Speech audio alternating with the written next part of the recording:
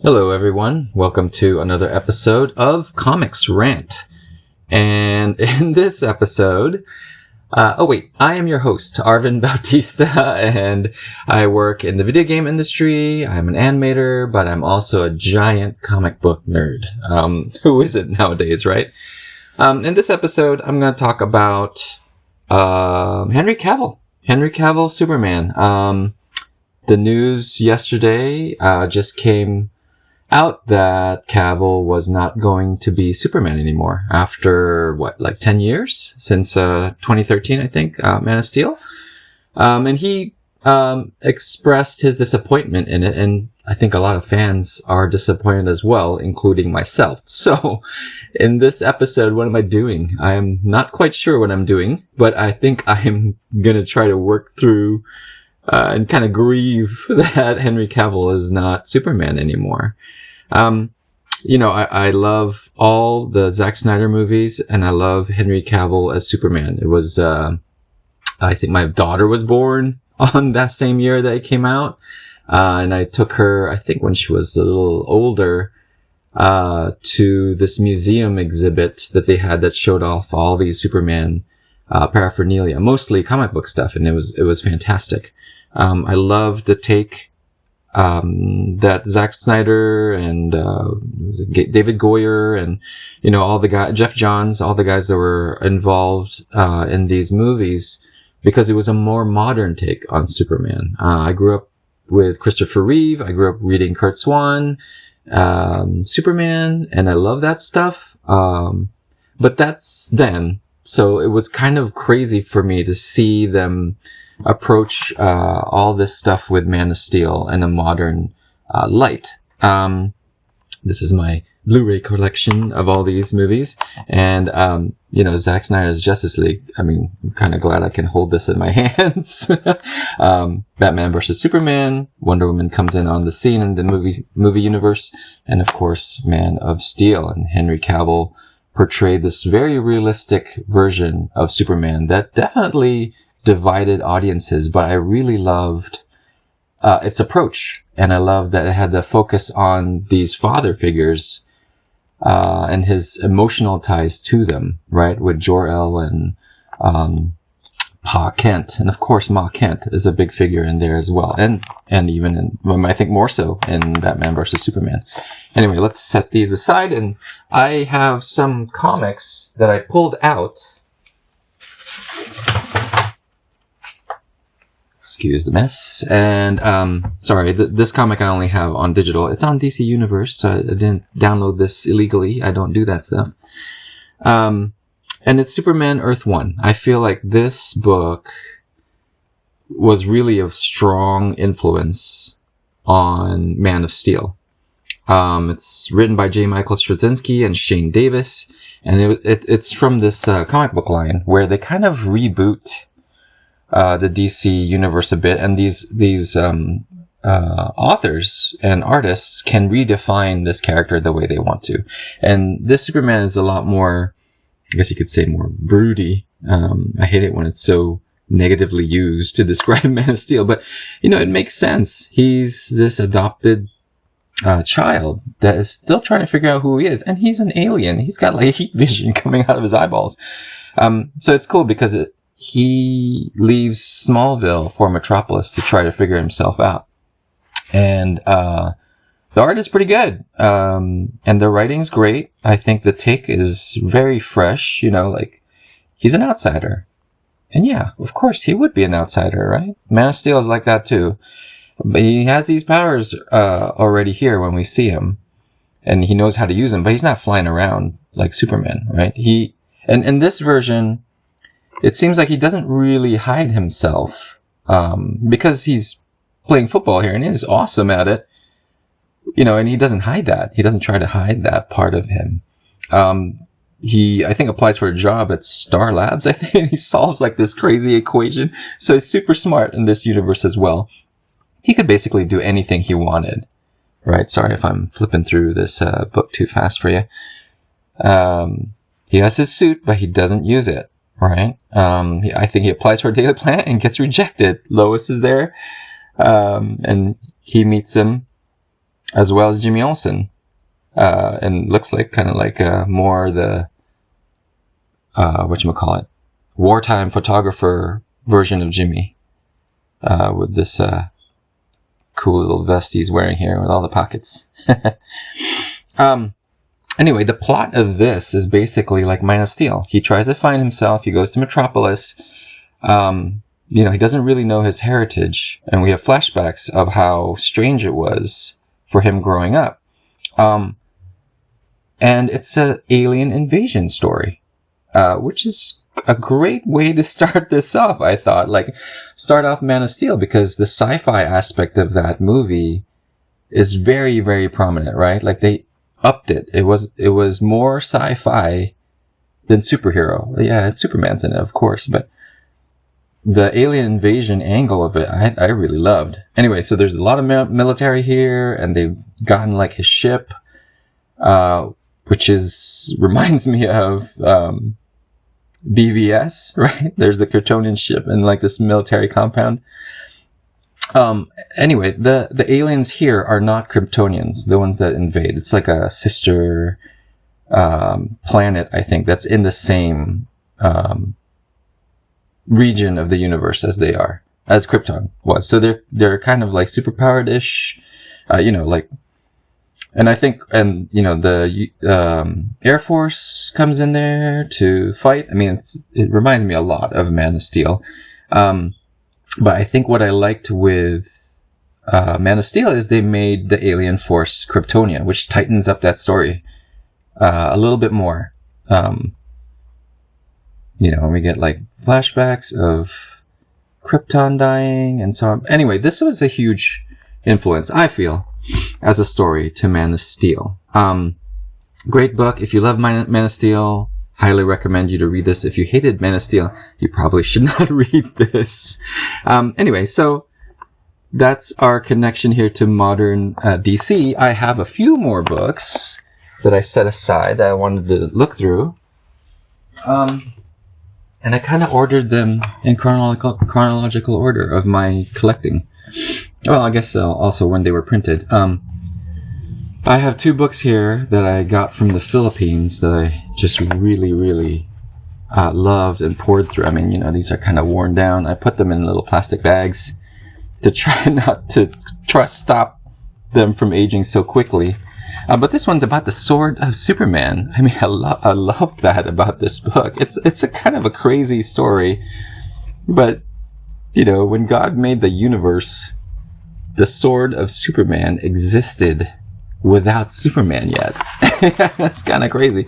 So it's almost like this Arthurian legend kind of thing. The sword is watching over him, and Ma Kent gets the idea to make this S instead of like a regular S from the sword. By the way, the sword makes the S on its own through space weathering. It's kind of crazy.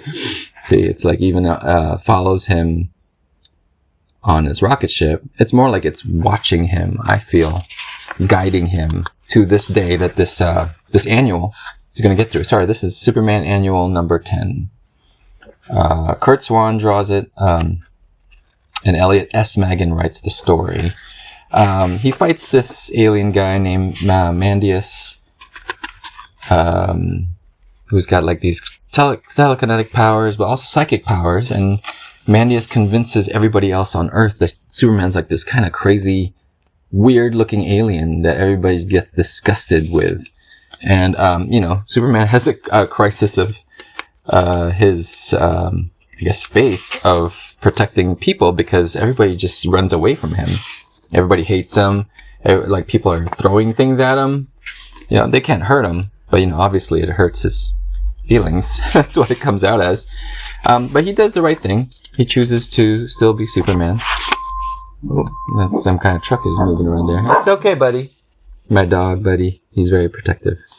And there comes a point where he has to absorb the power of basically creation through this sword into his body. And it's so much power that he starts turning into a puzzle piece Superman, because he's going to break up. But Superman says, so with that power, he can basically fix everything. And he says he doesn't want it. like he comes to this point where the man in his name, Superman, becomes more important, basically, right? He still will do his good deeds and save everything he can, but he knows he doesn't want this power.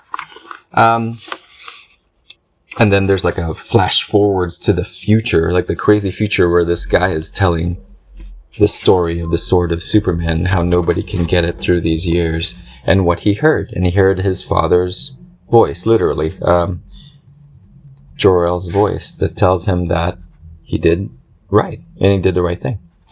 Kind of crazy story. Loved it as a kid, of course. And here's the other one, which is the Ghost of Superman Future. There's both of these are Eduardo Barreto covers. This was 84, this is 86, so I guess they had a pretty... Curt Swan's been on this book forever. And it's another one by Elliot S. Maggin. And I think this is my favorite Elliot S. Maggin story. It's more about Luthor. But, you know, throughout this story, Superman catches Luthor in everywhere that he goes, because Luthor escapes prison. And every... at this time of year, Luthor always escapes and goes to these weird places like a soda shop. And then this one, he doesn't really do anything. He's not, for the most part.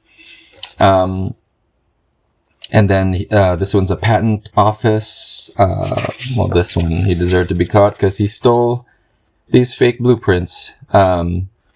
Anyway, I really loved it because Luthor always escapes at this time of year. Because it's Einstein's birthday.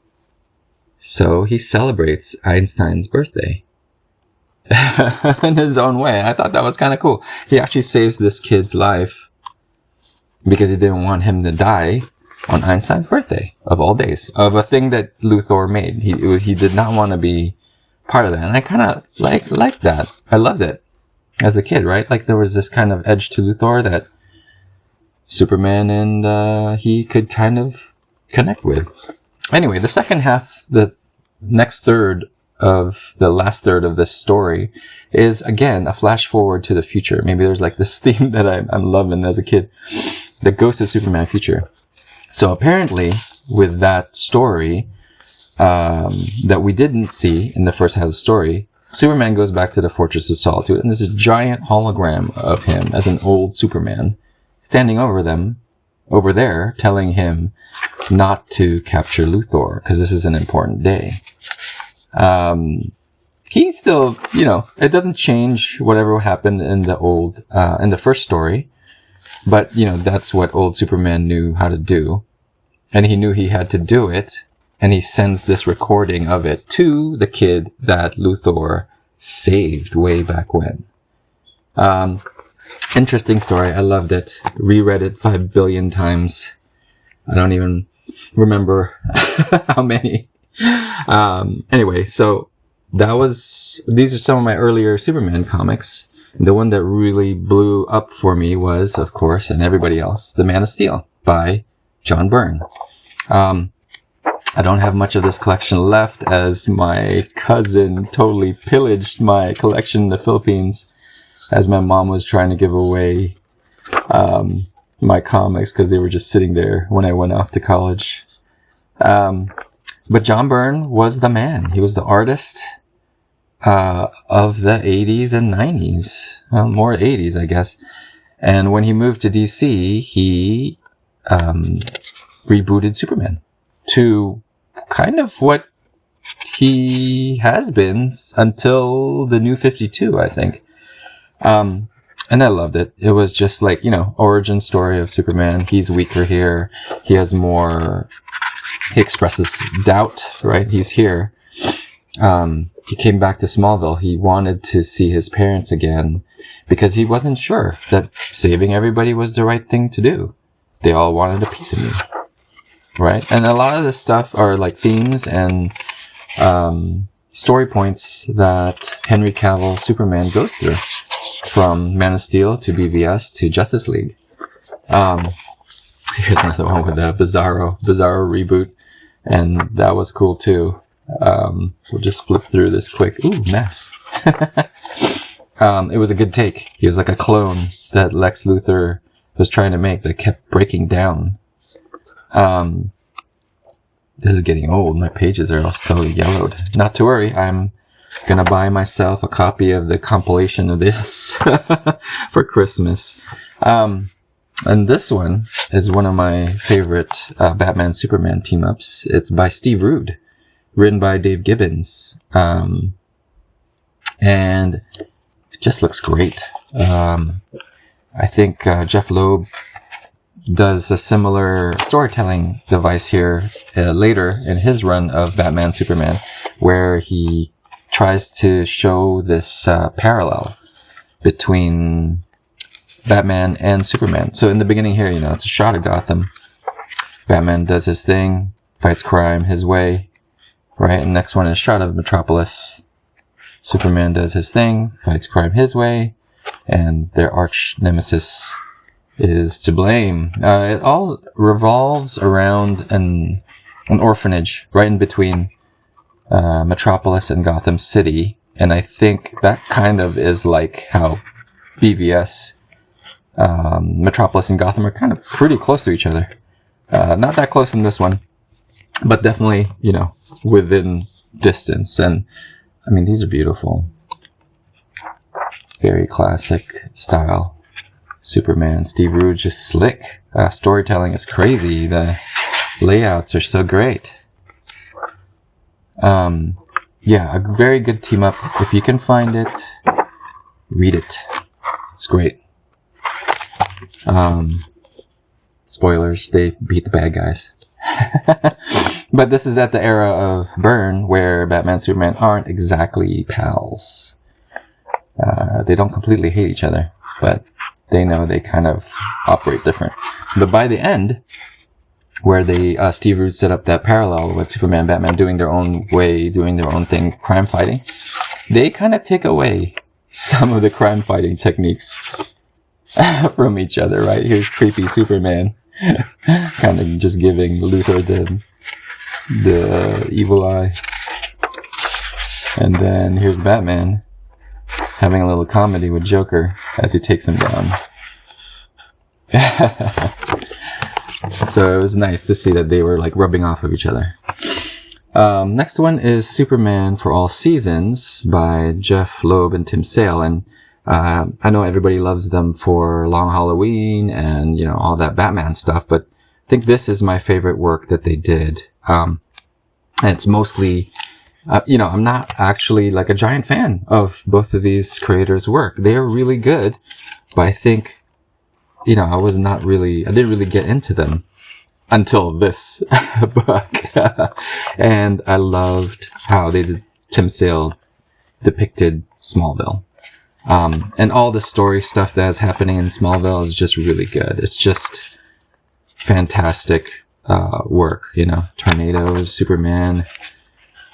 It goes to Metropolis. It's again like an origin story, but through seasons of the year.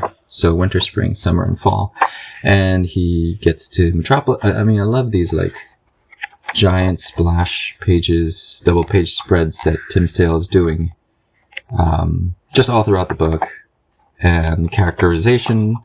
I think the only thing that was kind of a hitch for me in this story was the weird drug villain. This drug villain with a giant syringe, killing everybody. She doesn't really kill everybody. Don't worry. Where's the giant? Yeah, there she is. So that was just kind of off. But it makes sense. Like, Superman has to fight bad guys, and that's what Luthor does. Sends bad guys his way. But my favorite bits are definitely when he goes home. Right? Ice skating. Was he ice skating? Yeah, ice skating with Lana. Like, that's just cool. Okay. So, on the flip side of that, there is this book, Kingdom Come, which is Superman when he's super old. And this was super. Am I saying super too many times? This was just great. Alex Ross was blowing up at this time. He had done Marvels, and that looked great. But this story, I think, I just really love this story. It was just so epic, so big, so grand. right? And apocalyptic, kingdom come, right? Very biblical. A lot of biblical references. You see Orion taking over Darkseid. So it's a few years in the future, right? This is old Superman with the graying hair. And he kind of retires for a little bit and comes back. But a lot of it is kind of commentary on superheroes in the Image era, or even Punisher era, right? Like that kind of type of vigilante, and not a lot of responsibility, like, you know, like Superman style, superheroing. And it's great. It plays off really good. I mean, this is some crazy Superman versus Shazam, Captain Marvel. Now you got me saying Shazam instead of Captain Marvel. You know, with a very human approach in this character that we follow, Norman McKay. Anyway, really good stuff. It has it is a Superman story, but you know, everybody's in here. Wonder Woman, Batman, old Batman, and all that. It's a good book. Next one is this one, Man and Superman. Another Superman origin story, more like in between. It's when he goes to Metropolis. First time he goes to Metropolis, right? Big city. And he sets himself up. So a lot of these things are kind of like what Man of Steel had. Like, he's searching for himself. And he doesn't have that identity yet. He's not Superman. But this is a very different story from Man of Steel, don't get me wrong. And it's drawn by this artist that I love his stuff from this old Marvel versus DC limited series. It was like the voting one where fans could just vote and tell you who should win, Batman or Wolverine or whatever. Actually, I think it was Batman and Captain America. But I love his style. But he kind of is a European artist, so I don't think he ever really drew much more after that. But it's this very, very superhero-esque, statuesque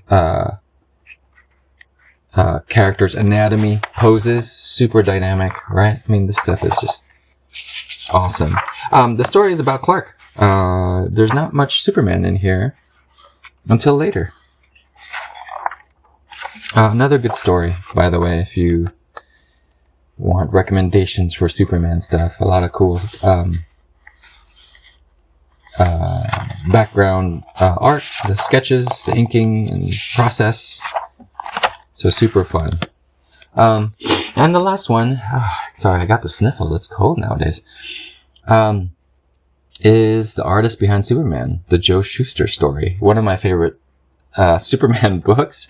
It's basically the origin story of Joe Shuster and Jerry Siegel. Mostly the artist, so that's kind of even better for me, because I never really read much about Joe Shuster here. But it starts off, it's kind of sad.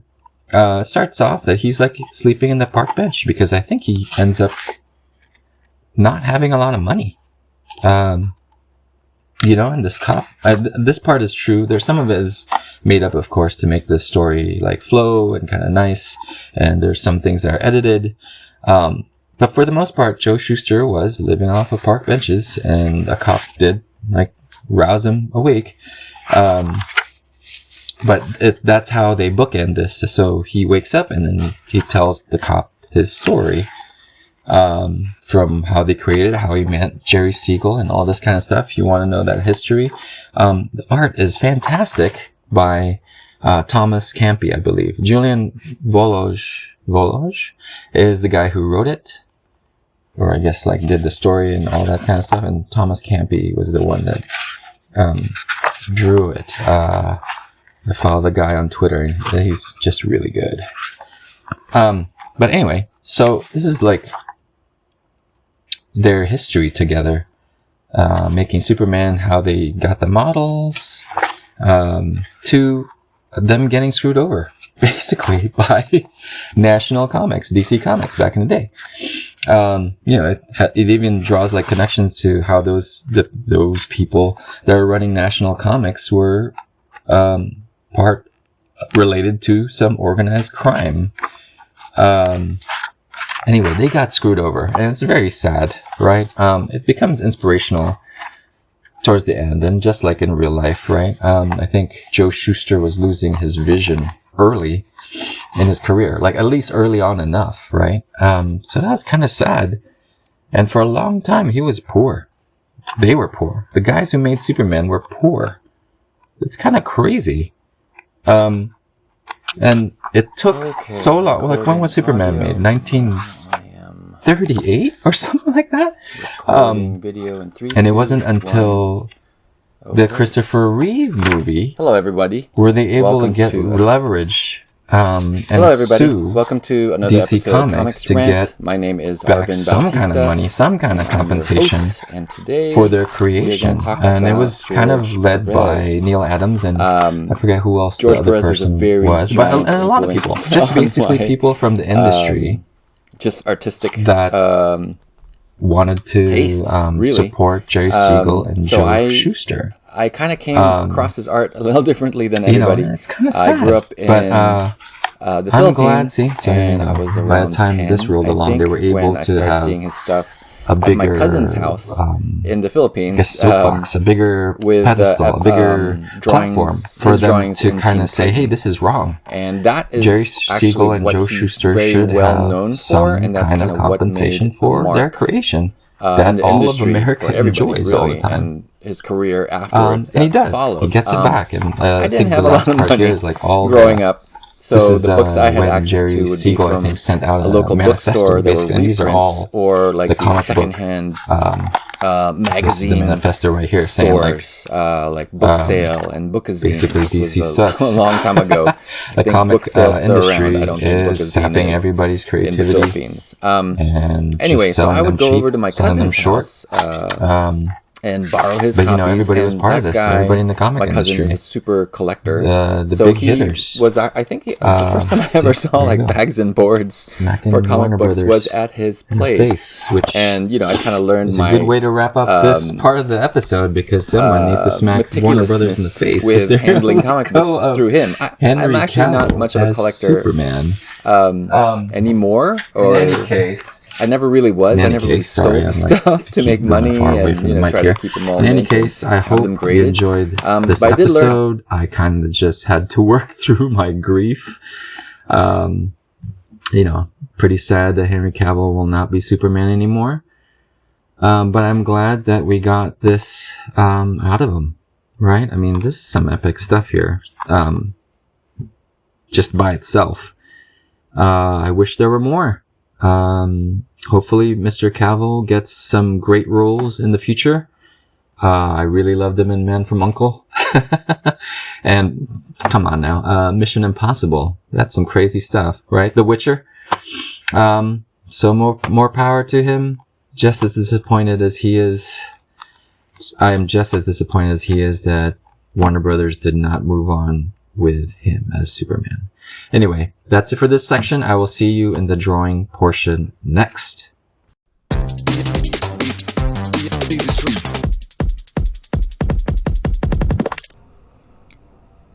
So for this episode, I'm drawing this moment in Zack Snyder's Justice League when Superman puts on his black costume, much like the comics when he comes back from the dead.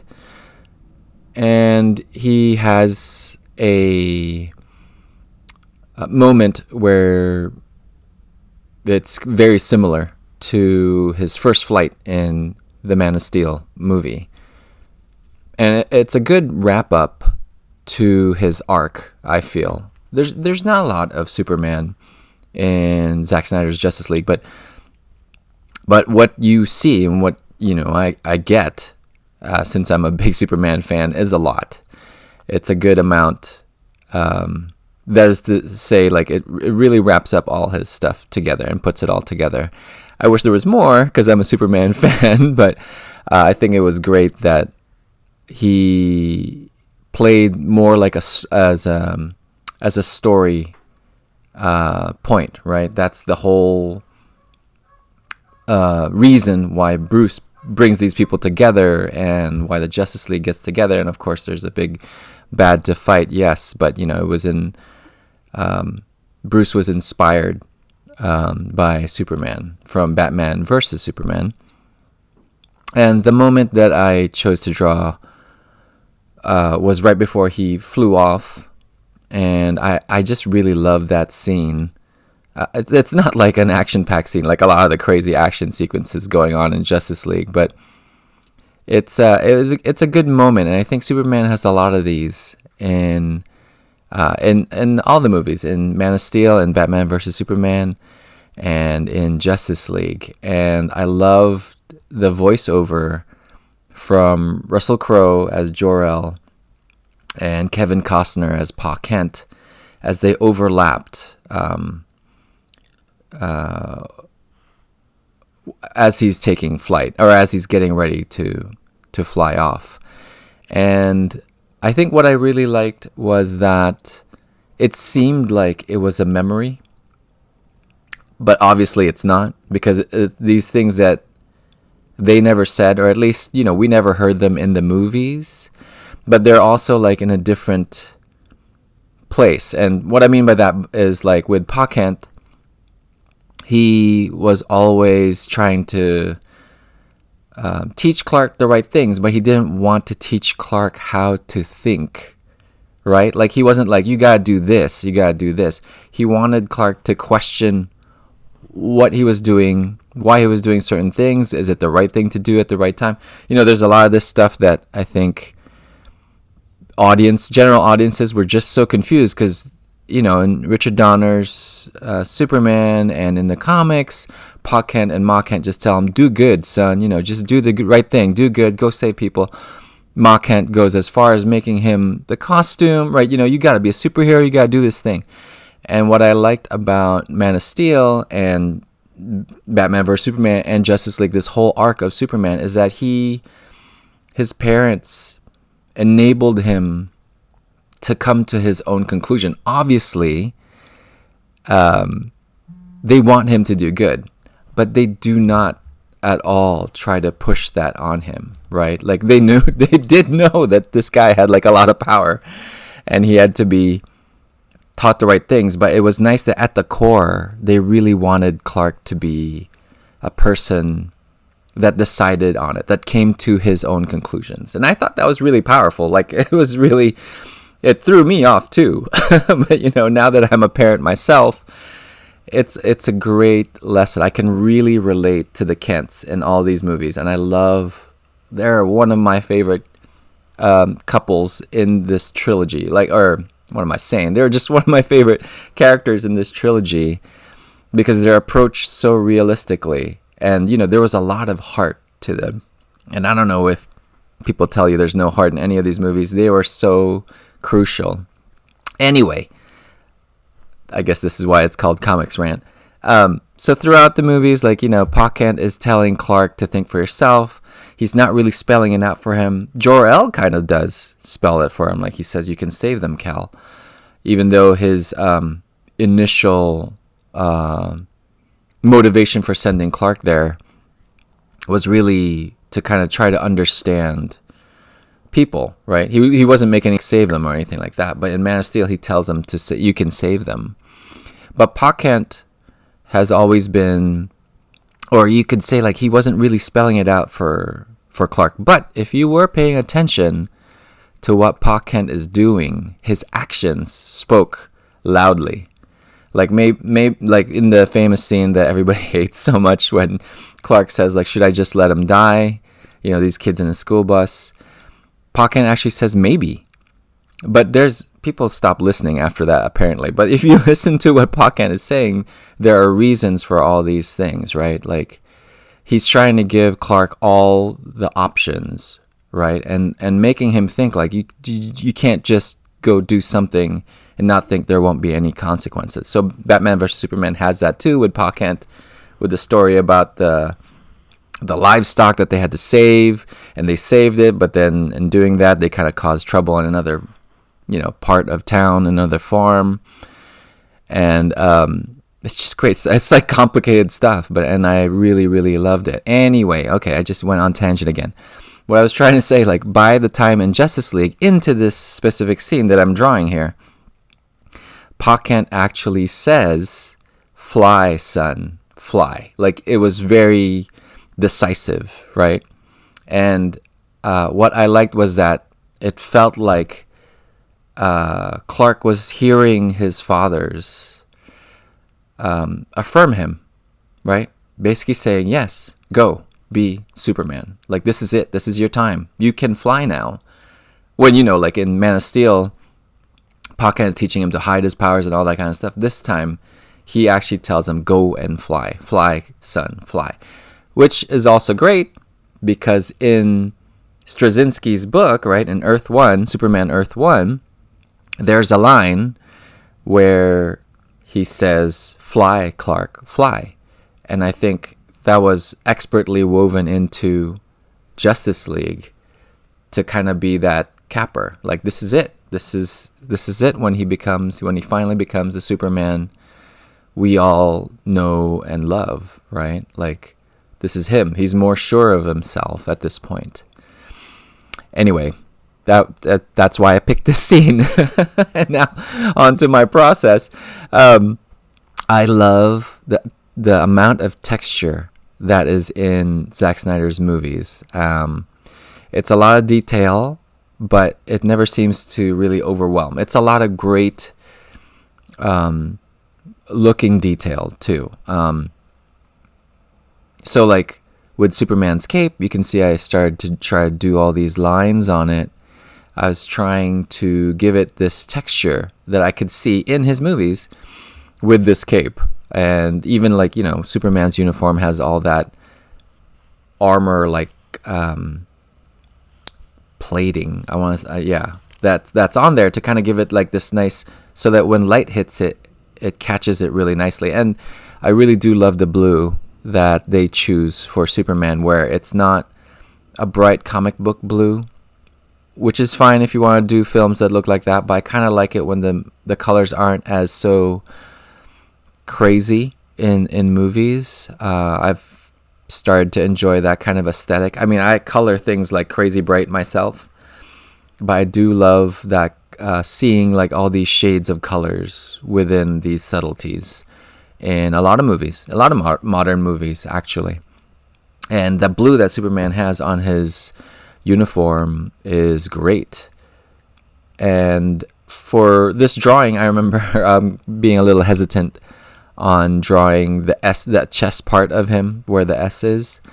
I don't know why. I get hang-ups in certain drawings sometimes, and I think because also Superman is one of my favorite characters, I get hang-ups drawing him myself. You would think that it would be easier because I love the character so much. But I've seen so many artists do their take on him, and all those artists I love. Like I'm like, yeah, that's it. That's Superman. I can't draw it like Curt Swan. I can't draw it like Jerry Ordway or John Byrne or George Perez. I can't. But I just have to try my hand at him every now and then because he's Superman. If you see that little cross-hatching that I'm trying to do on the S, on the upper part of that S there for a few seconds, and you'll see it in this video a couple of times where I'm trying to bring that texture that I'm talking about into his suit, just like I did with the cape, and failing miserably. See, so here we go. I'm hatch. And then I'm just not feeling it. I'm just not I'm like deleting and drawing and making it wider or smaller, and it just doesn't work. And look at this. I'm trying to do like scales on his arm. What are you doing? And sometimes you just kind of have to explore this stuff to see if it actually will work. Oh my goodness. Look, I'm still trying to do the the scales there. Give it up already.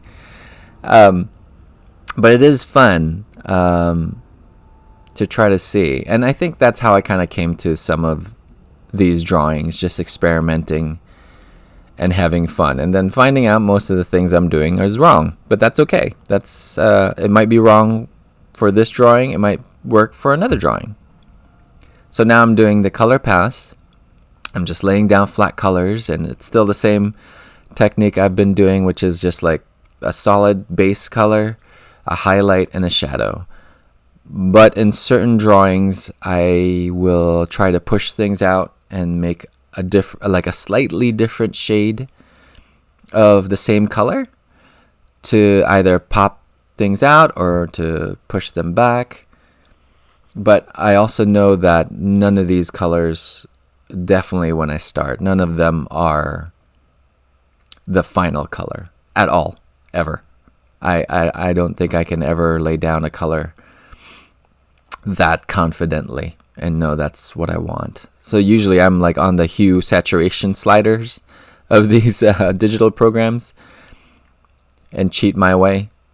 Now I'm adding highlights to the character, and I used to work with a lot of layers, and I'd put highlights on a layer, the base color on a layer, and the shadow on the layer. Sometimes I'd even do like multiply layers, but you know, as I just sit down and want to sketch things, I try not to noodle so much, and so a lot of these colors that you're seeing with the highlights on there are actually just painted on top.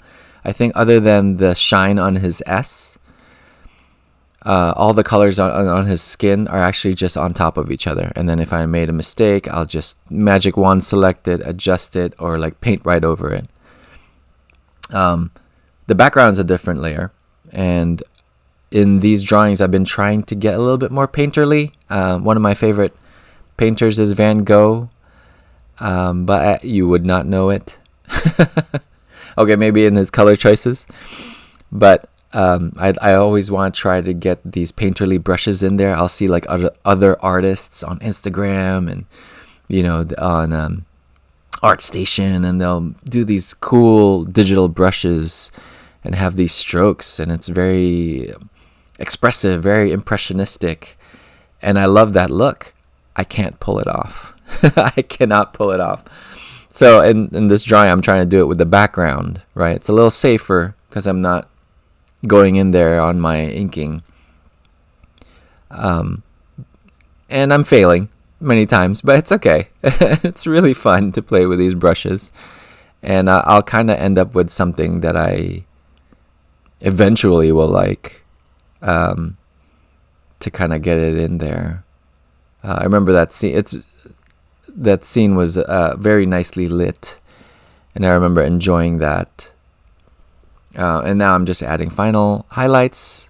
Go back in there. This is like the super fun stuff to bring things out, like in his hair. You know, the background is doing a bounce light or whatever you call it when the environment is casting itself. And this is a sketch that I first did. This is a little tighter than what it was, but. And then I do, here. So I'm doing layers. I'm trying to make it tighter on top of each other until I get to the final inks. And I just keep fixing things and fixing it and fixing it. Doing as many layers as I can get comfortable in erasing or changing things. And here's a close-up of his cape and how I did the highlights. Just kind of draw through the lines, right? Color the lines when I'm doing highlights, but also like outlining certain things. And his hair, this was super fun to color, because at this point you're just like, I'm just slapping down highlight colors. And here is the final drawing. Thank you guys for joining me, and I hope to see you guys next time on Comics Rant.